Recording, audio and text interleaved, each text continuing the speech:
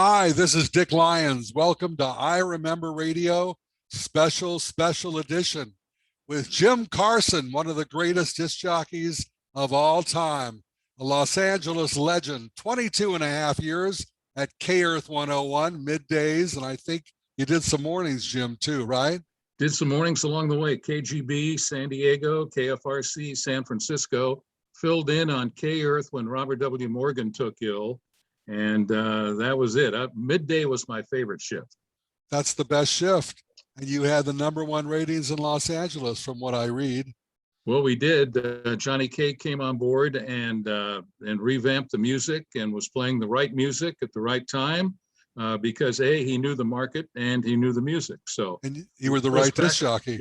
And thank you. Put us back on the map. Yeah, you really did. And you had a great run there. Fantastic. Tell me more about how we started in radio at KBLA in the park in Burbank, a little 250 water. That was my beginning. I had never been on the radio before. You were my first contact with a real professional radio on the air person.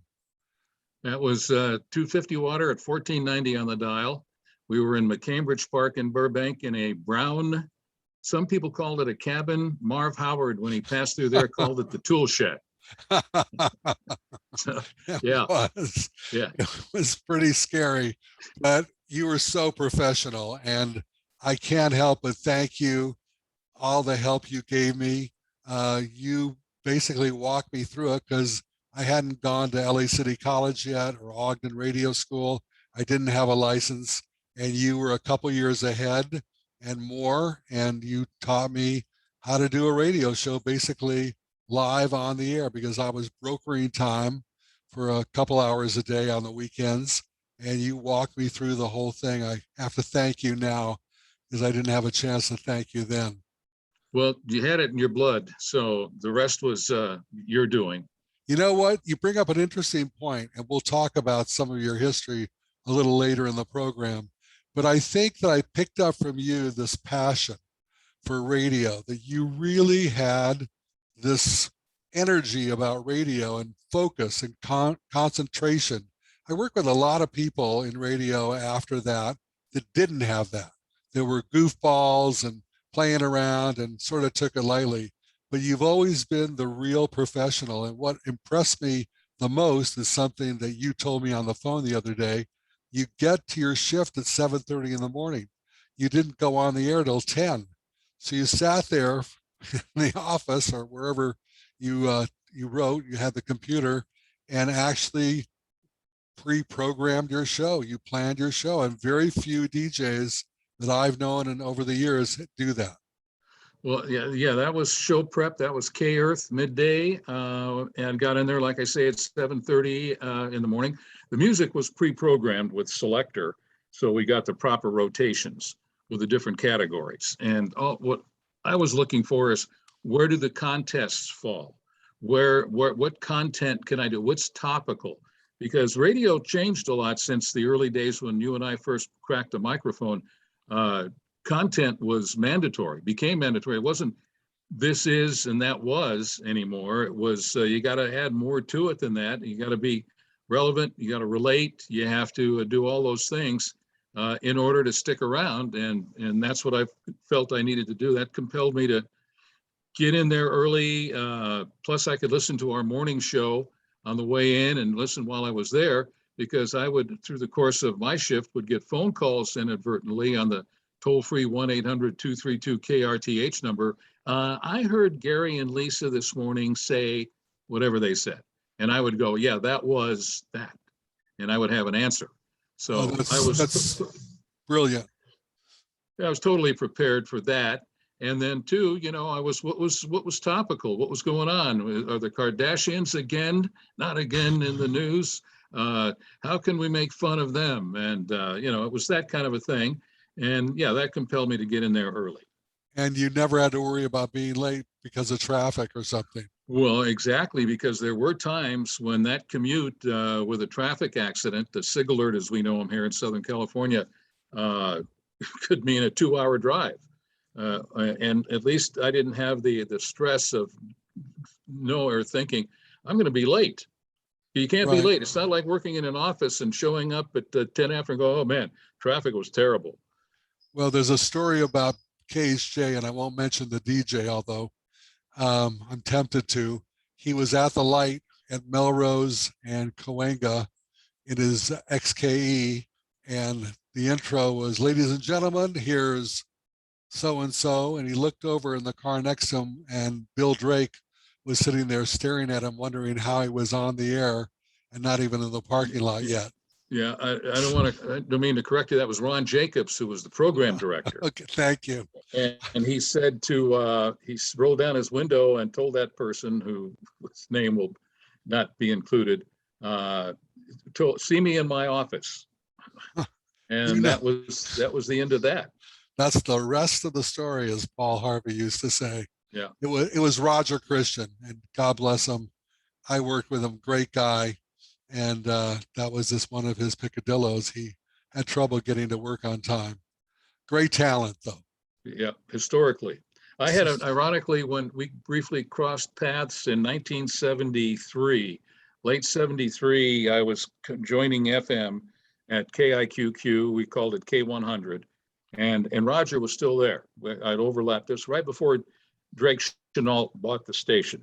And we're downstairs in the Jolly Roger there at Sunset and Cahuenga. We were up on the 11th floor.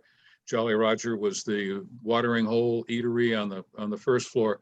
And Roger and I are in a booth and we're having coffee. And I told Roger, I go, and I couldn't help myself. And I kind of felt bad afterwards. I said, Roger, you've blown more good gigs than an average guy can get in a lifetime from being late. That's right. I hurt his feelings and I felt bad about that. But I don't think it worked, though. No, he didn't change. But he had some nice Jaguar XKEs, and he was a great astrologer. He used to do my chart all the time, and I followed him at KGBS. But onward to your career, what was San Francisco like? I've always wanted to work at KFRC, never made it to Boss Radio, KHJ. You were there, and KGB was one of the stations I always wanted to work at. Actually, I never gave them a tape, so I don't know how I felt I was going to get a job there unless they heard me. But you accomplished those goals, and those were 3 major markets in California. I had a desire to work for Bill Drake, because when I heard KHJ, I just happened to catch it at the sign-on driving down the 5 by Griffith Park when the Real Don Steele signed on, and it was Boss Radio for real. And I go, man, I listened to it. I go, man, I'd like to be a part of that. And 3 years later, not even 2 years later, I guess it was 3 years later, I got to be a part of that. Drake hired me to go to KGB, and Bill Watson, his right-hand man, said in our conversation, he goes, go down there and pay your dues and work your way up in the organization. And I learned a lot too, because going in there off the street, hearing it, and then getting why we're doing what we were doing formatically was a learning process. So I paid my dues at KGB for 3 years, and an all-night opening came up at KFRC, and Bruce Wendell, who was then at Capitol Records, was the program director at KBLA in Burbank when we were there, when it was 10,000 watts at 1,500 on the dial. Bruce called me up and said, Ted Atkins, because he was in touch with all the PDs, Ted Atkins has an opening, go up there. You've been in San Diego long enough playing in the minor leagues, as he put it. He said, go up there and take that job. I'll tell Ted about you. Good I said, advice. Okay, good. And so I called Ted, and Ted said, no, I was already there. I taped you. I listened to you. You got the job is yours. You got to go to Buzz Bennett and clear it, and clear it with Drake and Watson. So I called Drake. Well, Watson answered the phone, and I told him, he goes, yeah, you can go. Yeah, do it. And I thanked the Browns, Mike and Willett, who owned KGB. Cadillac dealers. Yep, Hillcrest Cadillac. And how Drake got into RKO was Chenault through his friend Willett Brown, who knew the board of directors at RKO General. And Willett told Tom O'Neill was his name, the radio division of RKO. He goes, this kid Drake made my station #1 in San Diego in something like 30 to 60 days. And it was a three-way battle back then. It was KDEO, KCBQ, and then KGB. And so that's when Tom O'Neill gave Drake KHJ, which was hemorrhaging money. They weren't making money, even though they had some high-priced, high-profile talent on the air. They weren't getting the ratings and making money. So it took 6 months for KHJ, and then they gave Drake KFRC. So, and then after that, it was CKLW in Windsor, Ontario. They had a working agreement with the Canadian government. RKO owned it. They had WOR FM. The AM was doing real well. They didn't want to touch that, so they flipped the FM. That would have been 1967. And WRKO in Boston, WHBQ in Memphis, which a lot of talent went through, including Wink Martindale and Rick Dees and others. And KAKC in Tulsa, which was independently owned, and KGB. So that was the Drake ascent to consulting and programming. And anyway, I arrived at KFRC in July of '70. I left San Diego with jasmine and bloom outside my window. I get to San Francisco in July 4th weekend to be exact. And it's foggy and 57 degrees every day. Yeah, it was the Mark Twain quote. It's the coldest summer, but the coldest winter I ever spent was the summer in San Francisco. Very accurate quote, very observant from Mr. Twain. Yeah, so I'm going to myself, wow, did I, so anyway, it was culture shock for about the first 2 months. Big time. And I'm working the all-night show, and Ted Atkins gets transferred from KFRC to KHJ, and they bring Paul Drew in from CKLW to replace Ted. And in the meantime, Charlie Van Dyke was the morning man at KFRC. Buzz Bennett goes across the street to KCBQ in San Diego, leaves KGB, have a program director opening at KGB, and Charlie put in for the PD job. He wanted to be the program director, and they said, do it. So that opened up mornings, and Paul Drew came to me and goes, I talked to the Browns, and they said, you did a good job doing mornings. He goes, I'm going to put you in the morning show. And that would have been September of 1970. And he goes, the Pulse comes out in November, and if the Pulse is good, we'll tear this agreement up and write you a 3-year deal. Ooh. I go, great. Okay. So the base scale was 18.5. They bumped me up to 220, I think it was. And then the Pulse came out, and Drew calls me into his office, and he's tearing up that agreement.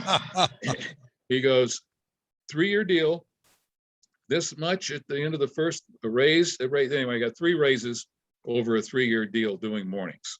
Wonderful. Were you doing it with Joni, or were you doing it alone? No. We didn't have the partnership that later evolved in radio. Joni was working with Robert W. Morgan, and I worked with her at KERTH when I mentioned earlier, Robert took ill. He had lung cancer, and Mike Phillips put me in the morning, plugged me in the morning there with Joni, who was Robert's sidekick. That's the only time I worked with her. We had B.R. Bradbury doing the news, 2020 News. We had Ron Castile, who later worked the mornings, 2020 News. We had William Hatch later, who did 2020 News. So basically, we broke twice an hour for 2020 News, and that was it. There was no interplay with the newsman like it later evolved to. No toss. And it wasn't J. Paul Huddleston? J. Paul was at KHJ. He was. Yeah. And you're talking about KFRC, right? Yeah, now. That was the KFRC. Yeah, KFRC. So yeah, I spent 3 years there, and when when the ratings came in and the Pulse was up, and it was all good. The first thing I did with my raise, my birthday's in December. This was in November. I went out and bought a new Porsche 911T. Nice. You deserve it. That was it. I had that car for 7 years, by the way. Even when I moved back to LA, I sold it in 1977 for a lot of money because I always lived 3 miles from a station I worked at, so it was very low mileage. That's great. Tell me how it felt to hit a really big market like San Francisco.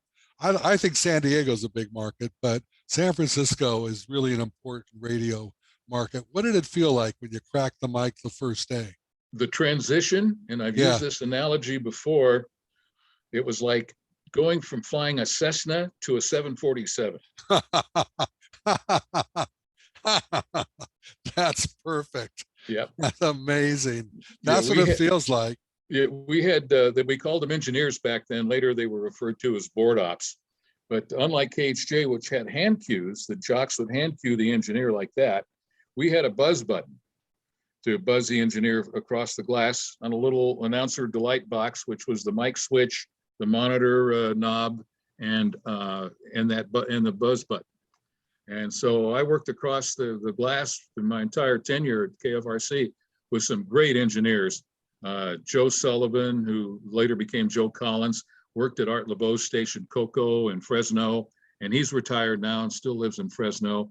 Worked with Jeff Coffer, who I don't know if you ever worked with Jeff or not. He did some work at Kathy in Bakersfield. That would have been early 70s. I was there in the 60s, 65, 60. Oh, so I you was were there gone. for, Yeah. I was gone by then. Yeah. I went Anyway, to Jeff is retired and lives in Seattle. Jeff wanted to be a pilot, became a pilot, and flew for FedEx, I believe, and he's now retired, living in Seattle. But all these guys were great music lovers and did great work. And when you left KRTH, you went to Los Angeles, right? Right. What station? Came to KIIS AM. It was a big station. KIIS AM. Chuck Blower was in there consulting it and had as many dramas on, which tied into the music.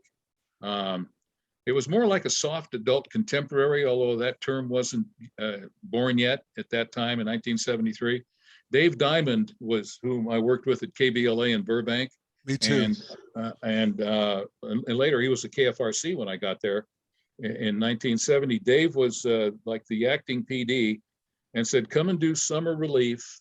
And we got some union problems, but at the end of the summer, maybe things will work out and we'll find a full-time position for you. Well, that never happened. That never happened. What happened was Irv Ivers across at KIQQ, K100, was the general manager. He was the sales manager at KFRC when I was there. And Irv said to me, why didn't you call me first when you came to town? And I said, well, I told him, the Dave and old friendship, and I wanted to see if anything would pan out there. He said, come to work here. And so I did. So that was my move to FM. And Don Barrett, who was LAradio.com for years, and a huge radio background with McClendon, and he partnered with a guy named Wayne Van Dyke, who was the heir to the Weyerhaeuser paper fortune, bought KIQQ, and it was a former KFOX FM in Long Beach. And what Don Barrett did was move it to the transmitter to Mulholland and Coldwater up there on the stick with KJoy. Yes. And the studios to Sunset and Cahuenga in a high rise on the 11th floor. One of the best studio I ever worked in terms of a view. It had a great view.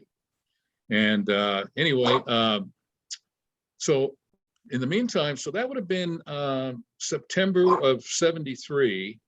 And I go to Martoni's, which was the Radio Records watering hole. Been there. And hang out. Yeah, and great food. That Martoni salad was killer. The best. So I saw Bernie Torres in there one night, and Bernie worked for Drake. Bernie goes back to Fresno with Drake originally. The Kino? Yeah, Kino. I see him in Martoni's, as I mentioned, and he tells me, don't do anything stupid. I can't say anything more about it. And what panned out was Gene Chenault was in negotiation to buy the station from Wayne Van Dyke. And he did. And so that's what Bernie's reference was. Stay there because Drake's coming in. So Drake came in and Roger Christian was there. They had a bunch of good guys in there, but they all got let go, and they brought in Morgan and Steele and Jerry Butler, who replaced Humble Harv at KHJ, and Billy Pearl, who recently passed, and me. And that was the original K100 staff in that would have been December of 73. Now, when Greg- K100 was KMPC FM. No, No? that was different. No, that was a different property later. That was Gene Autry's Golden West property.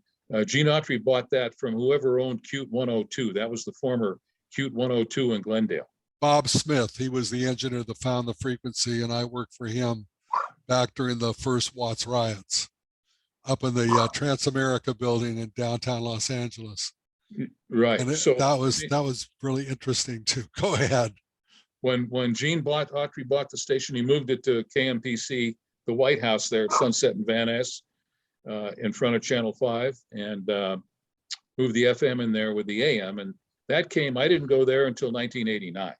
And that was a KLIT. But K100, back to K100, I was there 16 and a half years under various formats, and we called it what it was. The actual colors were KIQQ.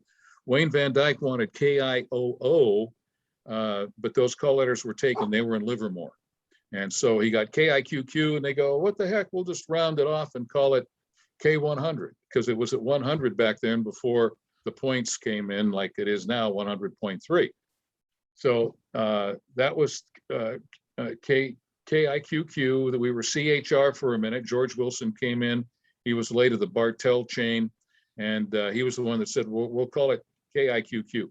George left the station in '85, and and of course I left out a part. Chenault sold it. He sold it to a company called Outlet Corporation, based in Providence, Rhode Island, and they sold it briefly to the Rockefeller family, who sold it back to the the Outlet Corporation. Outlet owned an AM/FM and a TV in Providence, and they bought a property in Washington, D.C., Detroit, and the LA property from Chenault. So when they bought it, they got wind of some shenanigans going on in the terms of payola, and George Wilson was out, and in comes a new manager, Tom Mosier, and the ownership, when they got wind of this, wanted to distance themselves as much as they could from the previous management and format. What they did is they went to Transtar, as it was then known, and they took on what they call Format 41, which was a oldies-based soft AC. And it was targeted at Format 41, that designation came in, it was targeting a 41-year-old woman, even though it skewed younger and older. And they severed all ties. They kept me to do mornings. I was the local live morning guy, and the rest of the day, from 10 a.m. to 6 a.m. the next day, we didn't have to go on the bird because Transtar was in the same building as we were at 6430 Sunset. We were hardwired to the network. Interesting. And so, yeah, so I was there until Outlet sold it to Norm Pattis, and he brought in Scott Shannon, who flipped it to pirate radio, which was an experiment that didn't work. Had a great promotion, great launch. Great. But it didn't get any traction ratings wise. Great idea, but didn't fly. No. So anyway, so then when that happened, there's my robo line calls for the day. I get 3 or 4 of those a day. I still have a landline, by the way. Lucky you. So let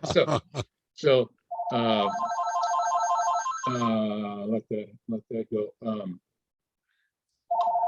So I lose my job there. Everybody gets, well, there wasn't anybody to fire there but me, and they disconnected the hardwire from Transtar, and so I was out of work.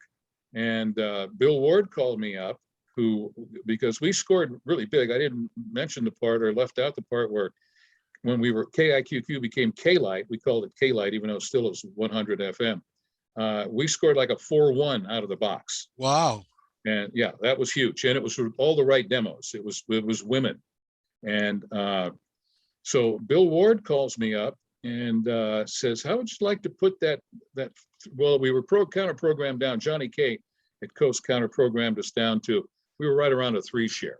And Bill Ward called me and said, how would you like to come over and put that 3 share on Mr. Autry's FM? And I go, sure. All right. When do we start? So I was there from working at the Autry plant from 89 to 94. And that was a fun run. My son who was 14 at the time. He was a little younger. He was like 10 or 11. He was an honorary Angel bat boy because everyone knows Gene Autry owned the Angels. And it just had a lot of perks. It was what I referred to as the last stop of country club radio, where the jocks had cars through the station. The KMPC carried the Rams. We had Angels tickets. We had access to the Golden West dining room at Anaheim Stadium. We just had a lot of perks, and it was great. It was the Ritz-Carlton of radio. Yeah, it was really a great place to be, and I was happy to be there. And right across the hall doing mornings was Robert W. Morgan and my old friend Marv Howard. And so it was good rubbing elbows with those guys. And just being there, Robert was back in the late 60s, to backtrack a little bit, when I was hired to go to KGB. He called me up and he said, "You're going to be an expletive deletive on the air. You're going to go down there and kick ass." And so he was a very supportive mentor, and he had the hotline number. Of course he would. And he would call me at twice a month or so and tell me a joke and want to know what's going on and hang up. That was wouldn't say goodbye. I go, the joke, boom, and hang up.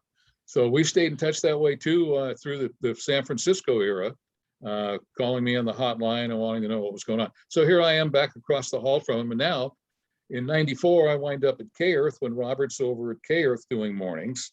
And it was part of the dream team that management wanted for KERTH 101. With Steele in the afternoon, was Real Don Steele? Yep, Robert W. and the Real Don Steele on the same staff, back again, reunited like the old KHJ days. So you had to do the toss. You were the middleman, right? Well, later, yeah. Later, I was just the fill-in guy. I wasn't even a middleman. I was a part-timer. I'd get called to do weekend shifts. I was averaging 3 shifts a week, filling in. And then Robert W., unfortunately, contracted lung cancer. And Mike Phillips, whom, by the way, here we go again. This is where friends come in. He was at KFRC when I got there doing afternoons in 1970. And he later became what he wanted to be or pursue in radio, and that was become a program director, which he did and was very successful. So he called me in and goes, "I'm gonna got to put you in the mornings working with Joni."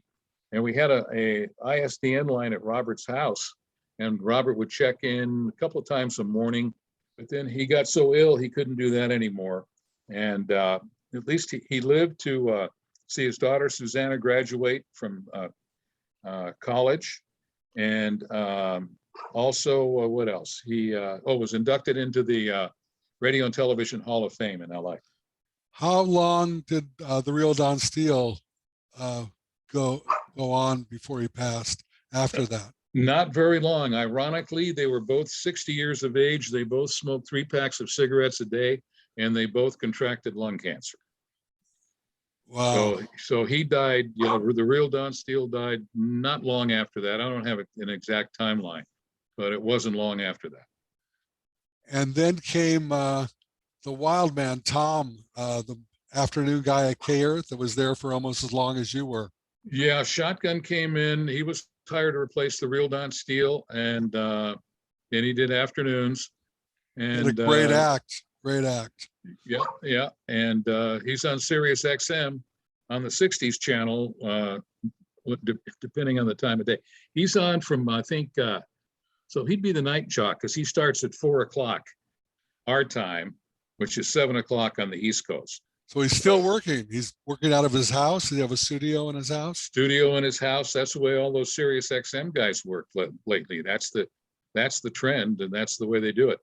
Pat St. John, who has RKO roots at CKLW, a Detroit kid who went from there to New York to PLJ and WNEW-FM, and now he's broadcasting from his home.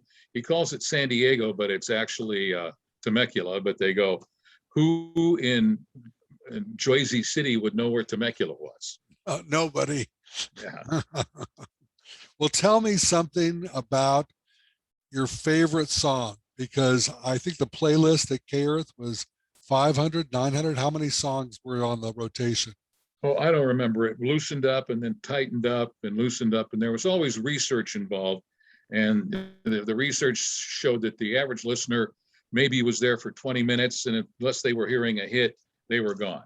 So was there an oh boy for you? Because I know you heard them all 100. Well, I played them all when they were, times. the fun part was for me when I first got to KRTH, I played all those when they were new. Right.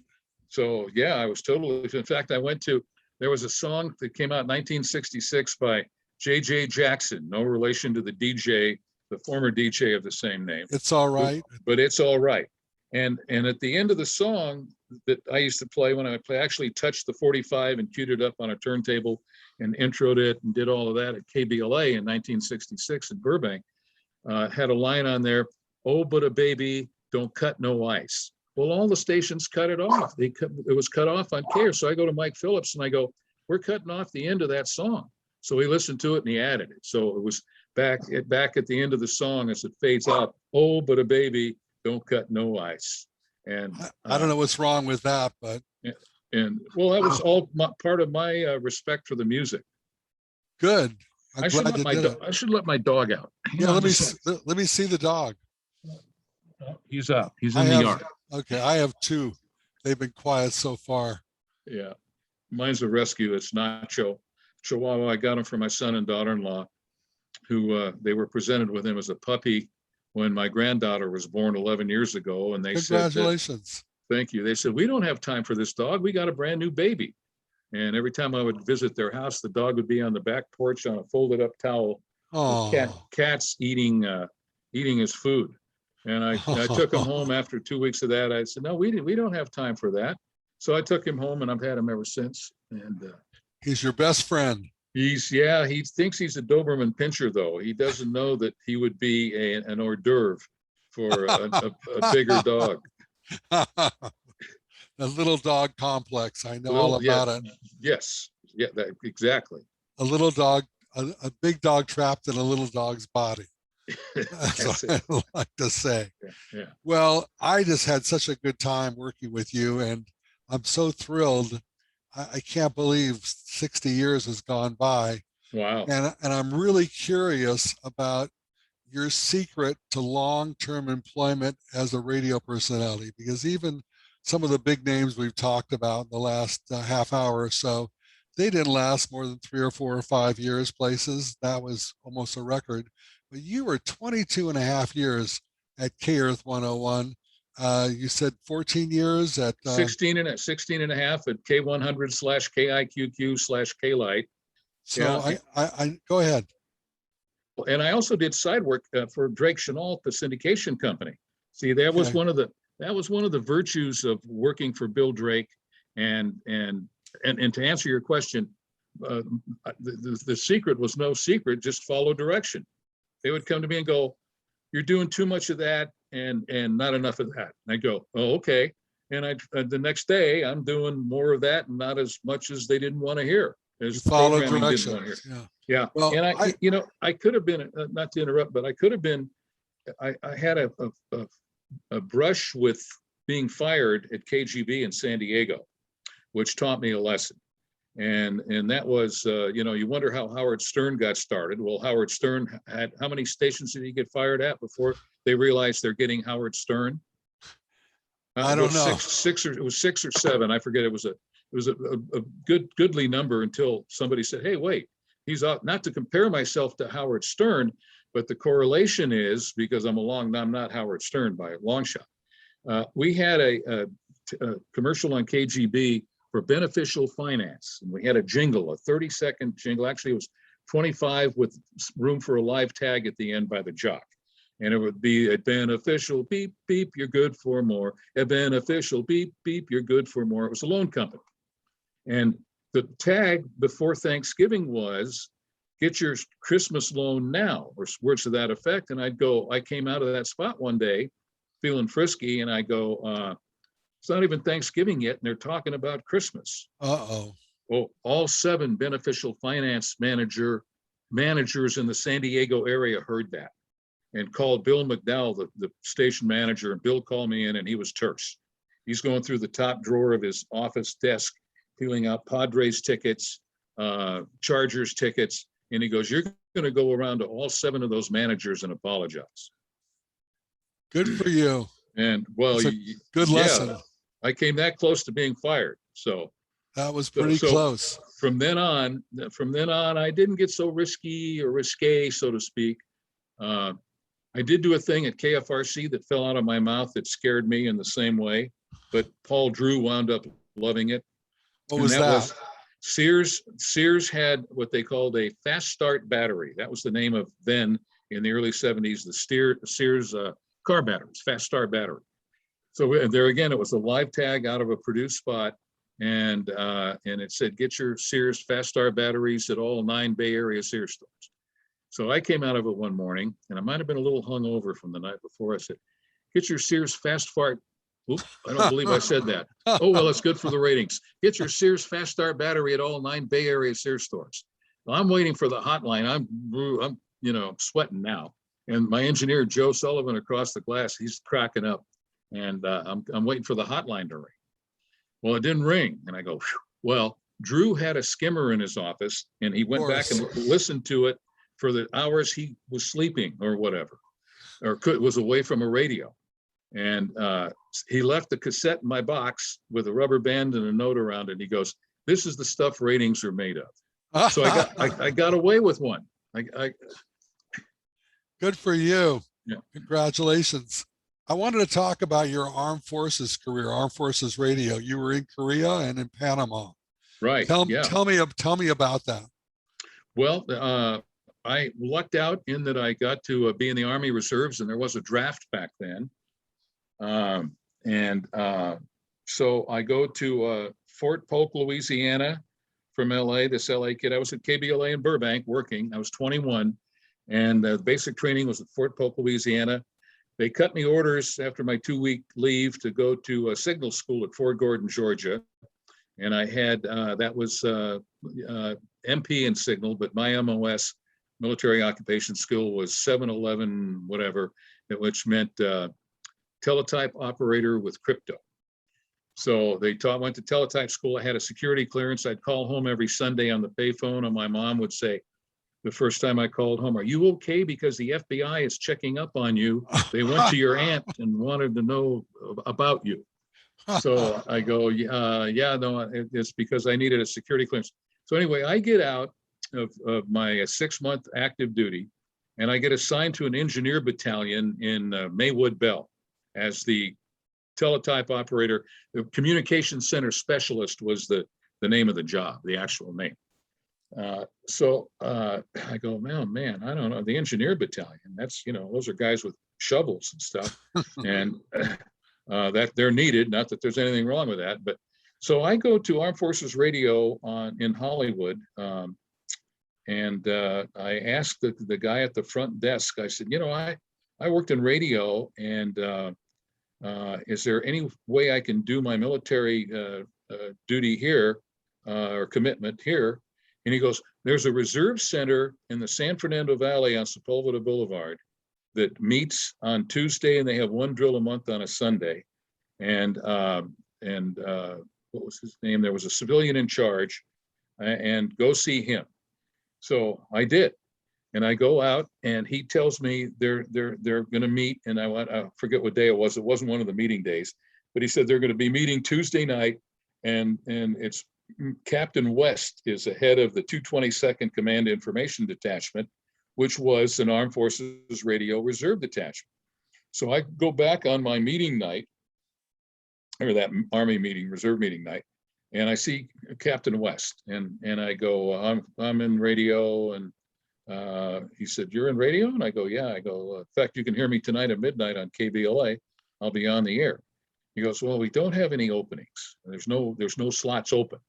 It was like 25 guys and 4 officers that ran the unit. And it was a mixture of engineers, copywriters, and on-air people. And so he goes, yeah, no, he goes, we don't, well, just leave your phone number, but we don't have any slots open right now. Well, apparently he heard me, because I got a call the next day to bring those orders to report to that engineer battalion, and we'll transfer you into our unit. Cool. So it was cool. I wound up an E6 sergeant when I got out after my 6-year run. And I was the program director of the unit. once a month, the meetings turned to one weekend a month rather than a 1 weeknight and a Sunday. So we had one Saturday and Sunday every month. And on the Sunday, we would go to the Veterans Hospital in Long Beach and run the bedside network. And, Nice. and we would go down there and I would sign each guy an hour or two, depending, because we were only there from like 9 to 5 and we had to work everybody in. We had a great staff. We had Frank Fiorino, who's retired, lives in Cathedral City now. He was working at KABC at the time as a news writer. He introduced me to Keith Jackson and Cool. stuff. Yeah, it was cool.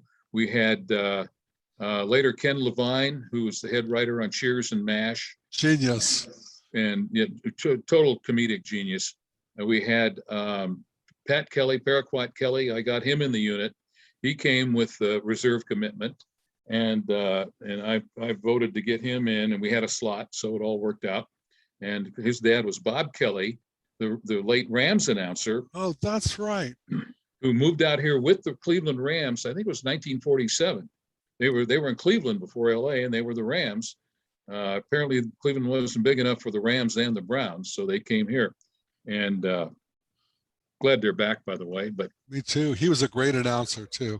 But anyway, Bob died of a heart attack on the air doing the Pro Bowl in 1966 with Jim Healy and Gil Stratton. Gil Stratton was doing color, and Healy was a spotter. And and Healy and what's his name had to finish the broadcast. Healy and Stratton. Gil Stratton, yeah, Gil, and longtime television personality. If you've been around, you Channel remember 2. his face. Yeah. Yeah. So so that was the unit, and there were others in there. There's a guy named Jim Buckley, who was a cameraman at Channel 5. And so for our first summer camp, we went to San Pedro, to Fort MacArthur, and we ran a mobile unit, which was actually used in the Korean War for Armed Forces Radio.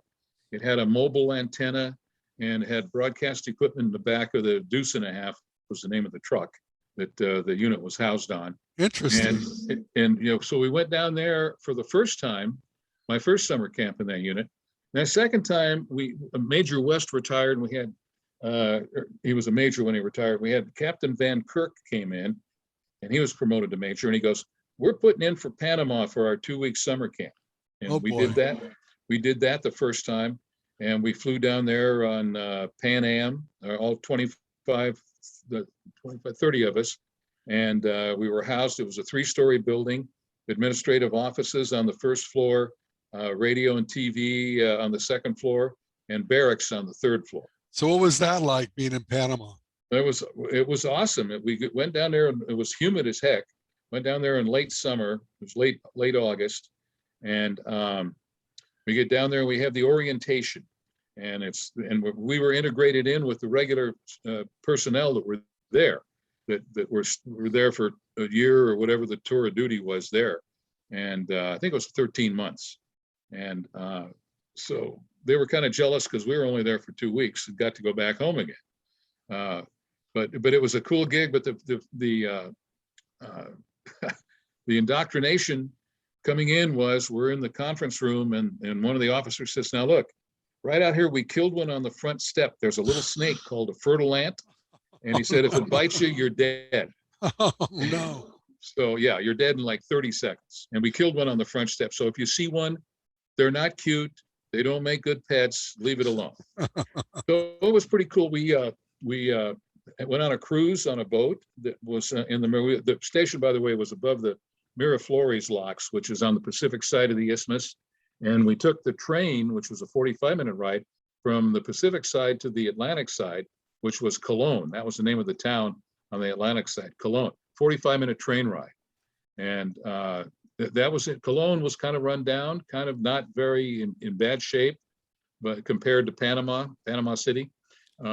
So we did that one day. We did the boat excursion on the Miraflores locks, and we played softball with the regular personnel there. And I got to do TV. There's a kinescope somewhere out there with me doing TV news in addition to afternoon drive on the radio station. How much fun is that? So that was pretty cool. And that's when I had more hair. So we all did. So, Did you go to Korea too? Yes, that's later. That's the summer camp after that. So we go to, so I asked Major Van Kirk during our 2-week stay down there in Panama, towards the end of the week, I go, because if we don't get a good evaluation, they disband the unit. And then we're integrated back in. I could be back in that engineer battalion again, being a communication center specialist, which, you know, is better than driving a shovel. But he said, we're getting a good evaluation. He goes, by the way, he said he heard you. We were driving around one day in his car because they had their own cars down there in that situation. So they had their cars, and so we're driving around with the major in charge. Christofferson was his name. And he goes, he sounds like he's done that before. That was me. So we got a good evaluation. And next year we went to Korea. That was a whole different ball game. That was a 15-hour flight. And we were at the Yongsan compound in Seoul, which was right there on a hill.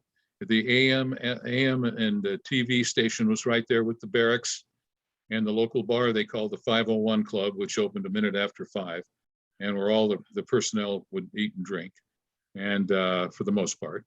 And went out, and they said, whatever you do, don't eat anything that's any vegetable from the ville, as they called it, because they're fertilized with the crops are fertilized with human waste. Ooh. So we took that, we heeded that tip for sure. Yeah, really. Well, I went to the Grand Hotel in downtown Seoul, which is very cosmopolitan. We ate there a lot because the food was good, and we knew it was safe. And so that was a 2-week run. That was my first year there of 67 was when I'm going to KGB. Les Turpin was the program director, and Bill Watson told me, Les Turpin's your PD. Here's his number. He knows you're calling. So I call him up and I go, I was still in Burbank, and he goes, how soon can you be here, man? And I go, 3 hours. That was a 3-hour drive back then. Can't do that today. You can't get to Anaheim from here in 3 hours. No. But so I drove down. I got off the air, drove down there, met him. Bob Elliott, as he was called then. Later, K.O. Bailey was on the air. And I knew Les Turpin was this high energy guy that with an hour, I knew everything I needed to know about the station and got the tour. And he said, and we're sitting in his office across his desk after the tour. And he goes, so when can you start? And I go, well, I got this 2-week Army commitment at the end of August. He goes, oh, shit. I don't want to plug you in and then have you go off. When are you done with that? And I go, September 1st. He said, the job's yours. Report September 1st. Cool. So yeah, so I resigned. It was KBBQ then. It flipped the country, and I resigned and went to the 2-week Korea trip with the 222nd Command Information Detachment. Got back, went down the night before, checked into a motel on Pacific Coast Highway. The station was at 4141 Pacific Coast Highway in an old Art Deco building, fabulous old building. And I go to the front desk, and the receptionist goes, can I help you? And I go, yeah, I'm here to see Les Turpin. He doesn't work here anymore. What? Well, he got moved up. He was up with Drake in Bel Air listening to critiquing stations, and he was about to go to KFRC as PD. So he was in transit. He was in transition. So Donna Foltz was her name. She was the receptionist. She goes, he's not here anymore. I said, well, who's the program director? She said, Mark Dennis. And I go, tell Mark Dennis. Yeah, tell Mark Dennis so-and-so is here. So she buzzes Mark, and he comes out, and he knew I was coming. He knew I was there. Jim, and that's when I got the name Jim Carson. Drake gave me that name. That was because I told him I too could get good ratings with a cool radio name. So I like Vic Gruppie, to tell you the truth. Well, groupies were chicks that followed the groups, so we couldn't have that. Well, I think it's cool. And my real name is Richard Poppers, and a guy named Hap Trout in Palm Springs at KDES made me change it. And the lady that gave me the first class radio telephone license test at the FCC was Mrs. Lyons. So I became Dick Lyons. Interesting. It's a cool story. Yeah. It's a cool story. Yeah. And his name was Hap Trout. I should have known better. Hap was George Cameron, who owned KBLA in Burbank, and the Desert Sun in Palm Springs owned KDES, and met him once. I did afternoons at KDES. I met George once. I'm sure you probably saw him more in Palm Springs. As a matter of fact, no, but I saw Hap all the time. Okay, because he was the GM, or with the PD. What was PD? Yeah. So I'm on the air midnight to 6, shortly after we moved into those showcase studios at 131 East Magnolia, and it's about 1:30 in the morning, and I see this guy walking through with plaid golf pants on and a polo shirt, and he walks down the hall by the window at the studio, and he's doing this. He's looking around. I'm looking around. Comes in the studio and he goes, "Hi, I'm George Cameron." I go, "Hi, George. Good to meet you." He says, "You're doing a great job, kid." And turned around and walked away, and I never saw him again. Well, that was it. You got the acknowledgement. That's all that counts. I got the approval from the big guy, and but his sons later worked at KBLA. George Jr. Jimmy Cameron. Excuse me, Jimmy. He had a George Jr. which was older. Jimmy Cameron came in and was Bruce Wendell's assistant, as his title was music librarian, and when Bruce was program director. That station, go ahead. That's it. So that was my second Korea trip. I come back and have KGB to look forward to. Wow. And was totally excited, totally pumped, and couldn't wait to get started. Mark Dennis took me to the station that had trade at Love's Wood Pit Barbecue in Mission Valley. My favorite. We go to lunch there, and we're back in the bar area. We weren't drinking, and we're drinking iced tea. And he's got napkins, and he's showing me the format and the hot clock. And he goes, really? Here's the 03, we do the 03 liner here. Here's the 19, we do the 19 liner here. We do the 33 liner here, and we do the 47 liner here. That was early quarter-hour maintenance. And so I go, wow, okay, that's how you guys did it. And back then, we didn't have a timer for the records, and we were playing 45s. And they had a little splicing tape below the title and artist with the intro time. Because Johnny Darren was the music director at the time, he would, with a stopwatch, time the intros and write them on there. So later in my tenure at KGB, we adopted a timer. When you hit the start button, it reset to 0, and you had a clock to look at rather than committed to memory and going, how am I doing? Or what a luxury. Yeah.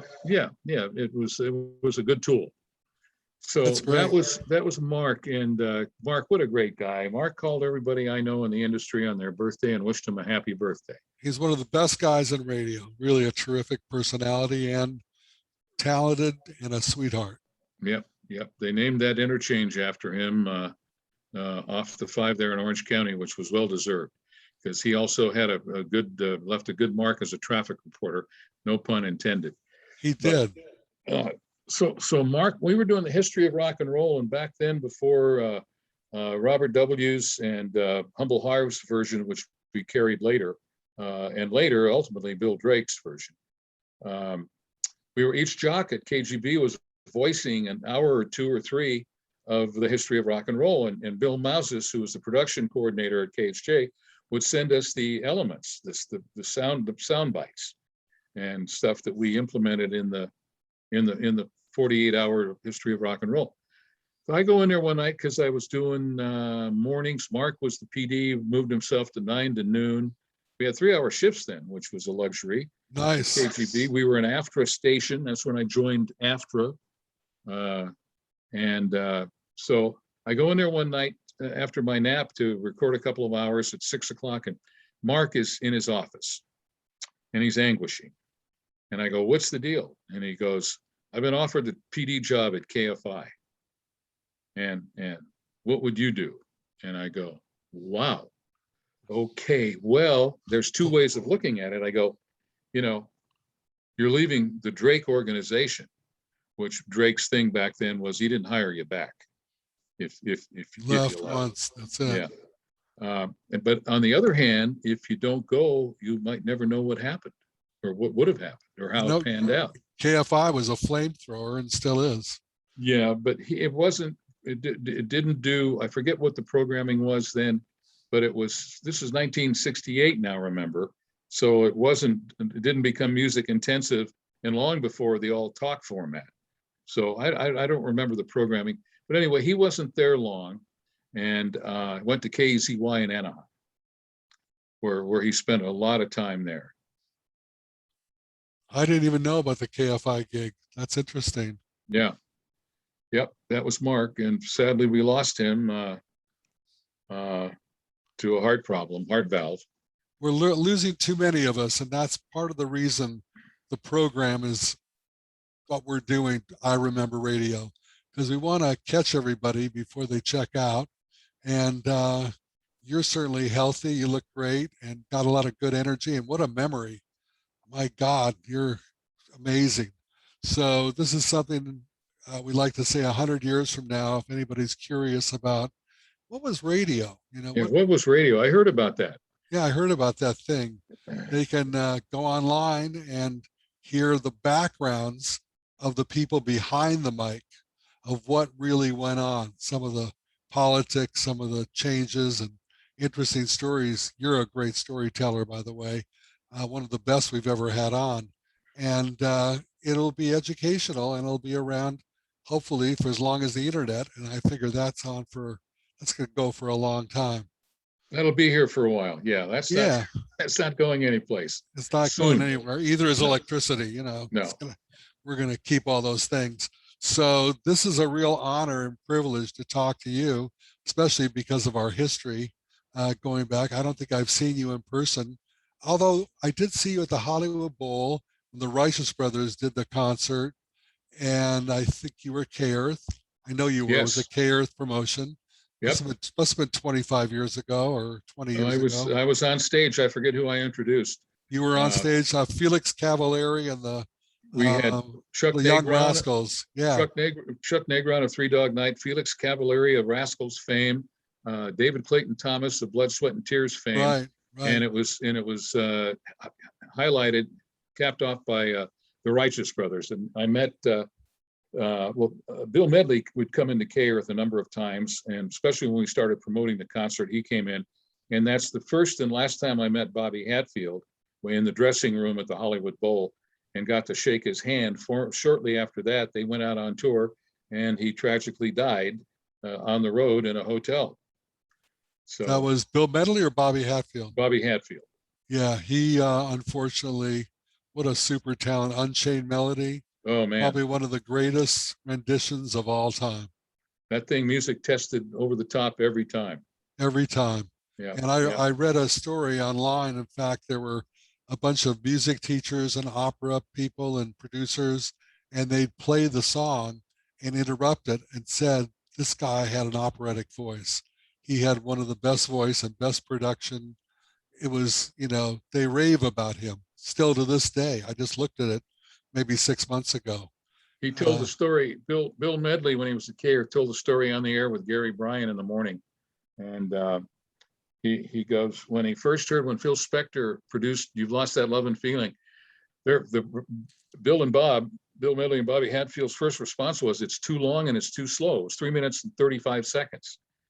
Too long and too slow. And it was all Bill Medley. And Bobby Hatfield asked Phil Spector, where do I come in? He goes, when you go to the bank. Phil Spector, what a evil genius. Yeah. I mean, I mean, I have stories about him too, but what a genius. When he did Ike and Tina Turner, that just was so amazing. The wall of sound. That didn't do well, by the way, Tina Turner, and it crushed Spector. It hurt him. Oh, because really? Even though it was a wall of sound, genius production, and how can you knock Tina Turner, who had but it just didn't do as well as some of his other songs. So on the charts. Right. So that was the scorecard. Yeah. For him. Yeah. But I love that song. I love anything that Tina Turner does. Do you have a favorite artist? I get asked that, especially when I work, not so much anymore because I've been out of the business for 5 years. And I have Sirius XM in my cars, and I go back and forth on the channels that play the music I like. But there's so many titles to have a title. And I got Yeah. asked that a lot back in the old top 40 days when you were playing the top 40 and you had a #1 song every week or two. You had your hit bounds, and then you had your in between chart songs. And excuse me, it was hard to come up with a favorite. Well, don't come up with a favorite. You can come up with three or four talents you really liked, Oh, or still do. well, yeah, I loved the Ronettes. Oh, Be My Baby. Yeah. Oh yeah, and all of the Ronette songs. There wasn't a bad one in the bunch, and as far as I was concerned, and I never got a chance to meet Ronnie, but I sure like playing her music.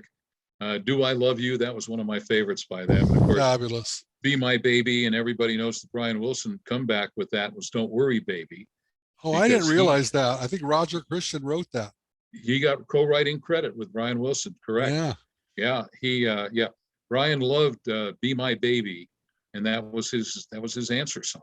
Oh, Don't Worry, Baby. One of my favorite songs of all time. Yeah, so the Ronette, I mean, the list goes on and on and on. I got pegged to introduce the association at the Valley Circle Theater back in 1966 when the association came out with Along Comes Mary, and I loved the lyrics on that. The lyrics were real fitting for the psychedelic time. They were marijuana, Mary. Yeah, and marijuana. Yeah.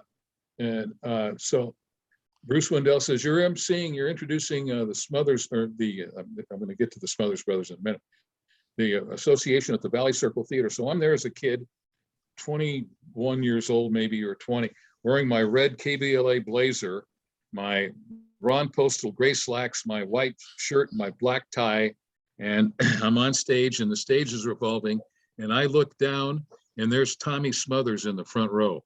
Wow. And it was shortly after that he had them on the Smothers Brothers comedy hour. Sure. So he was there scouting. That's interesting. Yeah. That's really interesting. That made me very nervous, by the way. Well, we just interviewed Marilee Rush and the Turnabouts. And of course, her big song was, do you remember? Angel of the Morning. Angel of the Morning. She was fantastic. And she sent me some pictures of her and Ronnie from the Ronettes. Yeah. She was friends with her. And it turned out to be a really good interview. If you get a chance to watch it, it's really good. She's such a sweetheart. I love that song. I was at KGB when that came out, and that was a Boss 30 favorite. The Ronettes, speaking of the Ronettes, they were among the groups that opened for the Beatles and their U.S. tour, and some of the tour in Europe. I didn't know that.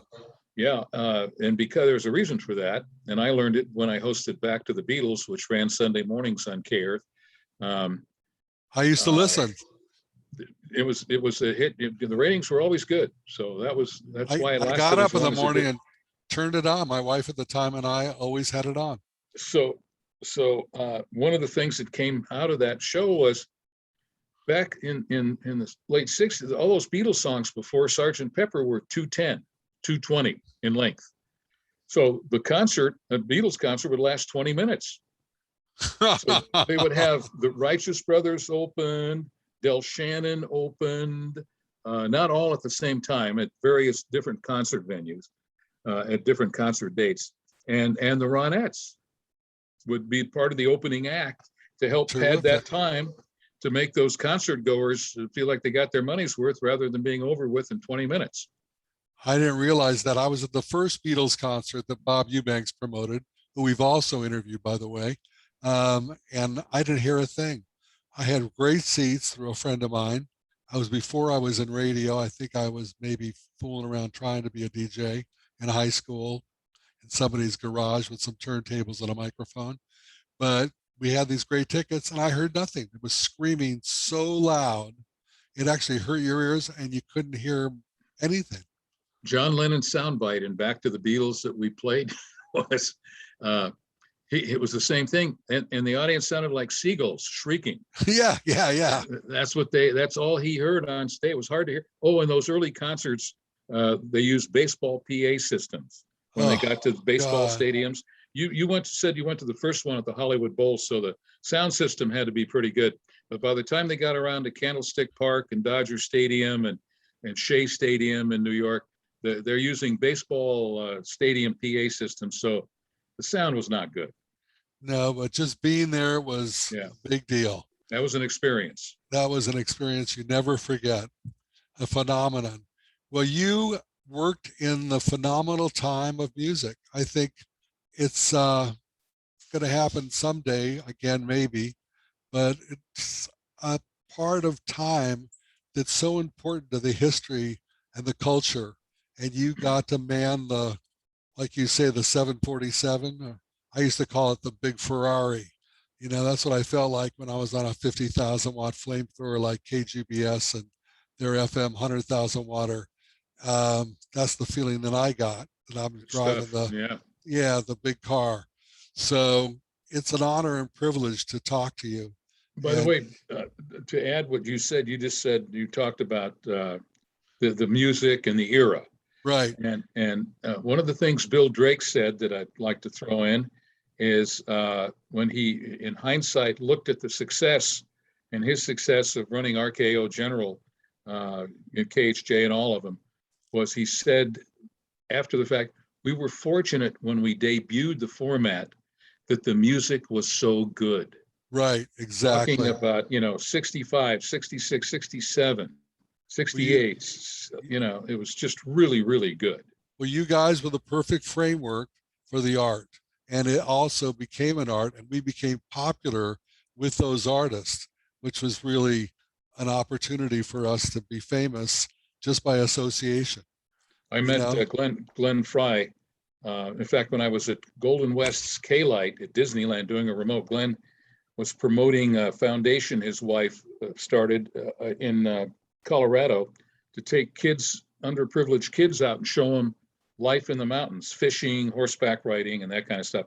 It was a foundation, as I mentioned. And so Glenn's sitting there talking to me, and we're on KLIT. And I go, the first time I heard Take It Easy, I was at KFRC in San Francisco. And I ran into the program director's office, who was Sebastian Stone at the time. And I go, hey, man, we got to play more Eagles songs. And Sebastian reached out from under his desk and pulled out an Eagles album and said, here, if you want to play more, take this home and play it. And if you want to get along with me, you're going to be objective. And I said to Glenn, I said, we wound up being pretty darn objective because we played a lot of Eagles songs. And Glenn goes, yeah, he said, when we heard our songs on KHJ, we knew we made it. It worked. It worked. Yeah. Did you see the movie Once Upon a Time in Hollywood? Loved it. Saw it twice. Okay, me too. And that was a salute, I think, to LA radio, to Boss Radio. I think the real Don Steele actually, they had a couple breaks with him on it. Humble Harv, Robert W., and Charlie Tuna. The three of them was interwoven every time Brad Pitt was behind the wheel of the Cadillac driving, listening to the car radio or a car radio. It was KHJ. We'll talk about being immortalized. Yeah. That movie was terrific and sort of did a take on the Manson family and the murders. Well, it was a fairy tale, it turned out, too bad it didn't turn out the way it did in the movie. I know my wife, my fiance, she couldn't watch the last moment because she was afraid the dog would get hurt. And I made her watch the movie again and say, don't cover your eyes this time. Yeah. And I won't, well, I will ruin it for everybody that's already seen it. The dog wins. And I'm a big dog person, and so is she. So anyway, that movie was great. Little sidebar to that. Sean Steele had those air checks and sold them. Oh, really? Yeah. Oh, for cool. the movie. She's on Facebook. I communicate with her sometimes. Yeah. And thank you for getting back to me on Facebook, my old friend. That really was a very moving moment. And I'm glad we had a chance to get together. And maybe you'll let me buy you lunch someday soon. It's a deal. All right. Yeah. Super interview. You're the greatest. I mean, this is such a privilege to talk to you and spend the afternoon with you. And to everybody watching and listening, this man has been on radio with the same radio stations for probably longer than almost anybody I've ever met in the business. And millions of people have heard that voice and loved it. Thank you very much, Jim Carson. Thank you for having me. I Remember Radio, special edition, Jim Carson. Thank you all for watching.